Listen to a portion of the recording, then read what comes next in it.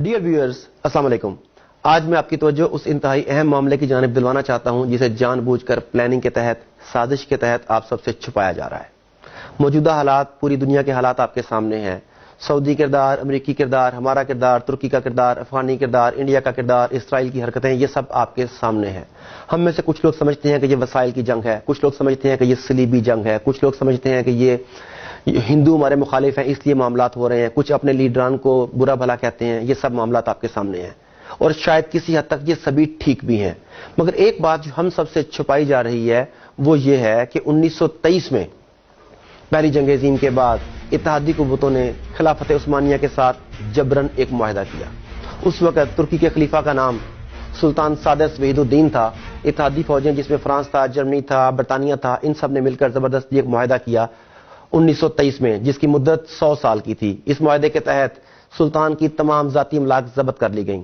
خلافت عثمانیہ جو 3 براعظموں پر پھیلی ہوئی تھی اس کا خاتمہ کر دیا گیا اور اس خاتمے کے نتیجے میں نئے 40 ملک وجود میں آئے۔ یہ خلافت عثمانیہ جس کی میں بات کر رہا ہوں اتنی طاقتور تھی کہ اس دور میں جتنے ممالک، جتنے براعظموں پر اس کا قبضہ تھا، اگر آپ دیکھیں تو موجودہ دور میں ان ممالک کے نام ہیں آرمینیا، عراق، شام، اردن، فلسطین، قبرص، بلغاریہ، رومانیہ، یونان، مکہ اور مصر جیسے ممالک اس سلطنت میں شامل تھے۔ اسی وجہ سے مسلمانوں کی قوت تھی، ان کی شان و شوکت تھی۔ ان کے ساتھ لڑنے سے پہلے طاغوت کو سوچنا پڑتا تھا، مگر اس معاہدے کے تحت جو شرائط لگائی گئی ترکی کے اوپر، انہوں نے ترکی کو باندھ دیا۔ وہ شرائط کیا تھیں ذرا سنیے۔ سلطان کی ذاتی املاک پر قبضہ، خلافت عثمانیہ کا خاتمہ، 3 براعظموں پر پھیلے ہوئے خلافت کے اثاثوں سے دستبرداری، ترکی جو خلافت اسلامیہ کا مرکز تھی اسے سیکولر سٹیٹ قرار دیا گیا، اسلام اور خلافت کے اوپر پابندی لگا دی گئی۔ ترکی کے قدرتی وسائل میں پیٹرول سر فہرست تھا، پیٹرول کی ڈرلنگ پر پابندی لگا دی گئی۔ ترکی کے ساتھ جو عالمی بندرگاہ تھی ہے اس کا نام ہے باسفورس۔ اس کی اہمیت نہر سویز جتنی ہے۔ ترکی کو پابندی لگائی گئی اور اس پابندی کے تحت باسفورس کے علاقے کو عالمی ملکیت قرار دے دیا گیا اور ترکی پر پابندی لگائی گئی کہ آپ یہاں سے کسی قسم کا ٹیکس نہیں لے سکتے۔ یہ تمام شرائط لاگو کرنے کے بعد اس معاہدے کو 100 سال کے لیے لاگو کر دیا گیا۔ خلافت عثمانیہ جس کا آغاز 1299 میں ہوا اور 1922 تک اس خلافت نے ایک اہم رول پلے کیا۔ غلطیاں بھی ہوئی ہوں گی ڈیفینیٹلی ان سے، مگر بہرحال ہمیں اس کے اوپر ناز تھا۔ تو 100 سال کا معاہدہ کیا گیا 1923 سے لے کر 2023 تک، جس میں یہ تمام شرائط تھیں۔ اب ہو یہ رہا ہے کہ 2023 قریب آ گیا۔ جیسے جیسے 2023 قریب آ رہا ہے، طاغوت، یہود، ہنود، صلیبی سب کے سب اس خوف میں مبتلا ہیں کہ جب وہ معاہدہ ختم ہو جائے گا تو پھر ترکی عالمی حیثیت بنوانے کے لیے کیا کیا کر سکتا ہے۔ ترکی کی موجودہ لیڈرشپ طیب اردگان وہ بھی آپ کے سامنے ہے۔ وہ جس طریقے سے عالمی مسائل میں دخل اندازی کرتا ہے، جس طریقے سے اپنے آپ کو منواتا ہے۔ اب برما کا معاملہ دیکھ لیجئے، سب سے پہلے کون گیا؟ کشمیر کا معاملہ دیکھ لیجئے کون آواز اٹھاتا ہے؟ فلسطین کا معاملہ دیکھ لیجئے، سب سے پہلے کس نے آواز اٹھائی؟ امریکن پریزیڈنٹ ٹرمپ نے جب پاکستان کے خلاف بیانات دیے تو سب سے پہلے وہ کون تھا جس نے اس کی مذمت کی؟ صرف ایک نام آپ کے سامنے آتا ہے، طیب اردگان۔ اب طاغوت کو یہ ڈر ہے کہ وہ عثمانی خون جو ہے وہ کہیں دوبارہ سے جوش نہ مار جائے۔ ایسا نہ ہو کہ مسلمان اپنے ماضی کو پہچان لیں، ایسا نہ ہو کہ اہل ترکی دوبارہ خلافت کی طرف گامزن ہو جائیں۔ آپ کو یاد ہوگا کہ ترکی میں فوجی بغاوت بھی امریکہ کے کہنے پر کروائی گئی۔ ترکی میں حالات کو خراب کرنے کی مسلسل کوششیں کی جا رہی ہیں۔ یہ سب کچھ اس لیے ہے کہ وہ لوگ ڈرے ہوئے ہیں کہ مسلمان کہیں دوبارہ سے اکٹھے نہ ہو جائیں۔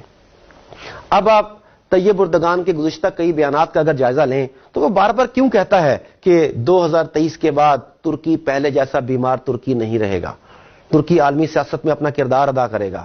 ترکی کیوں بار بار مسلمانوں کی مدد کے لیے بھاگ رہا ہے؟ یقیناً پرانا خون جوش مار رہا ہے، پرانے جذبے رنگ لا رہے ہیں، اور یہ چیز امریکہ کو، طاغوت کو، صلیبیوں کو، اسرائیل کو، یہودیوں کو، ہنود کو، سب کو بہت زیادہ تنگ کر رہی ہے۔ دوسرا کام جو امریکہ ہمارے ساتھ کر رہا ہے، طاغوت ہمارے ساتھ کر رہا ہے، وہ یہ کر رہا ہے کہ میڈیا کے زور پر ہمارے اوپر امریکہ کی سپریمیسی کا ایک ہوا بٹھا دیا گیا ہے۔ ہمیں یہ بتایا گیا ہے کہ امریکہ کے ساتھ لڑنا، حتیٰ کہ امریکہ کے ساتھ لڑنے کا سوچنا بھی حماقت ہے۔ یہ بہت امپورٹنٹ چیز ہے کہ کیا وہ واقعی اتنا سپر پاور ہے، اتنا پاورفل ہے کہ جو چاہے کر سکتا ہے؟ ہمیں بتایا جاتا ہے کہ امریکن سیٹلائٹس اتنے پاورفل ہیں کہ وہ دنیا کے ایک کونے سے دوسرے کونے تک ہونے والی ہر حرکت سے باخبر ہیں۔ پاکستان میں نیٹو کے 20,000 کنٹینرز گم ہو گئے، چوری ہو گئے، جو مرضی آپ اسے نام دے لیں۔ وہ کہاں گئے؟ امریکہ، نیٹو فورسز، تمام کے تمام سیٹلائٹ، دنیا کی تمام تو ٹیکنالوجی مل کر یہ آج تک نہیں پتا لگا سکی کہ وہ کنٹینرز کہاں پہ ہیں۔ دیکھیں کنٹینر کوئی 1 انچ 2 انچ کا، فٹ 2 فٹ کا، 6 فٹ کا، 10 فٹ کا نہیں ہوتا، اور 1 کنٹینر نہیں، 2 کنٹینر نہیں، 10 کنٹینر نہیں، 20,000 سے زائد کنٹینرز اسلحے سے بھرے ہوئے، مشینری سے بھرے ہوئے، امریکی ٹیکنالوجی کو اپنے اندر سموئے ہوئے، وہ تمام کے تمام کنٹینرز آج کہاں پر ہیں امریکہ نہیں جانتا۔ یہ ہے امریکن ٹیکنالوجی۔ اسی ٹیکنالوجی کو ایک اور طریقے سے دیکھیے، آپ کو یاد ہوگا کہ 28 مئی کو جب پاکستان نے ایٹمی دھماکہ کیا، امریکہ اور پوری دنیا نے مل کر ہمیں روکنے کی کوشش کی، ڈرایا گیا، للچایا گیا، دھمکایا گیا۔ And I ask Pakistan to exercise restraint to avoid a perilous nuclear arms race. The United States was apparently prepared to offer some considerable incentives if Pakistan would just say no. جب ہم نے یہ ٹھان لی کہ ہم نے یہ دھماکے کرنے ہیں، دنیا کو بتانا ہے کہ ہم ایک اٹامک پاور ہیں، تو ہمیں کوئی نہیں روک سکا۔ امریکن تمام تر ٹیکنالوجی یہ بات پتہ نہیں لگا سکی کہ دھماکے کس جگہ پر ہوں گے، ہمارے اٹامک ایسٹس کہاں پر ہیں، ان کی ٹرانسپورٹیشن کیسے کی جائے گی، کس جگہ پر لے جایا جائے گا۔ ان کے تمام سیٹلائٹ، تمام طیارے، تمام میزائل تیار تھے کہ انہیں ڈسٹرائے کیا جائے، مگر کیا وہ ایسا کر سکے؟ نہیں کر سکے۔ اس کا مطلب ہے کہ جب ہم یہ چاہتے ہیں کہ ہم کوئی کام کرنا چاہتے ہیں تو ہمیں امریکہ یا دنیا کی کوئی طاقت نہیں روک سکتی۔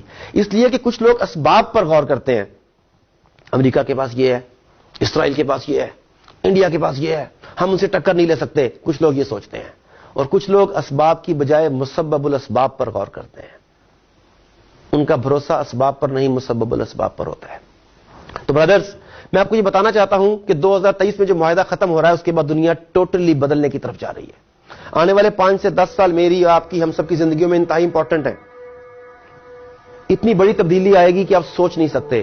اب یہ آپ کے اوپر ہے کہ آپ اس تبدیلی کا شکار ہونا چاہتے ہیں یا اس تبدیلی کا حصہ بننا چاہتے ہیں۔ آپ اپنا کیا رول سلیکٹ کرتے ہیں، یہ ٹوٹلی چوائس آپ کی ہے۔ مگر اپنا رول سلیکٹ کرنے سے پہلے ایک بات بتانا چاہوں گا کہ خدا را میڈیا سے بچ کے رہیے گا۔ حالانکہ میں بھی آپ سے جس چینل سے مخاطب ہوں، یہ بھی ایک میڈیا ہی ہے، مگر کتنے لوگ آپ کو حقیقت بتاتے ہیں اور کتنے لوگ گمراہ کرتے ہیں، یہ آپ اندازہ کر سکتے ہیں۔ میں کو ایک چھوٹی سی بات شیئر کرنا چاہتا ہوں کہ اس وقت دنیا میں جتنا بھی میڈیا ہے اس کا 97% جی اس کے پاس ہے۔ ریسنٹلی میں اولیاء مقبول جان صاحب کا ایک لیکچر سن رہا تھا، اس میں انہوں نے بڑی مزیدار بات بتائی، اور جب میں نے اس پہ تحقیق کی تو میں ہکا بکا رہ گیا کہ بہت حد تک وہ بالکل ٹھیک فرما رہے تھے۔ وہ بتاتے ہیں کہ دنیا میں 3 ایسی کمپنیاں ہیں جن کے پاس 97% میڈیا کا شیئر ہے۔ ان میں سے ایک والٹ ڈزنی ہے جس کے پاس پوری دنیا کے میڈیا کا 37% ہے، اور والٹ ڈزنی کے بورڈ آف ڈائریکٹرز کے تمام ممبرز جو ہیں تمام کے تمام جیوز ہیں۔ دوسری کمپنی روپر مرڈاک، تیسری ٹیری ٹرنرس، اور یہ تمام کے تمام یہودی لوگ ہیں۔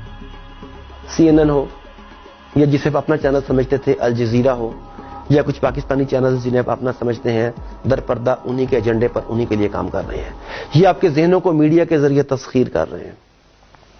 خدا را اس پروپیگنڈے کا شکار مت ہوئیے، اپنی ذات کے اوپر، اللہ کے اوپر یقین رکھیے۔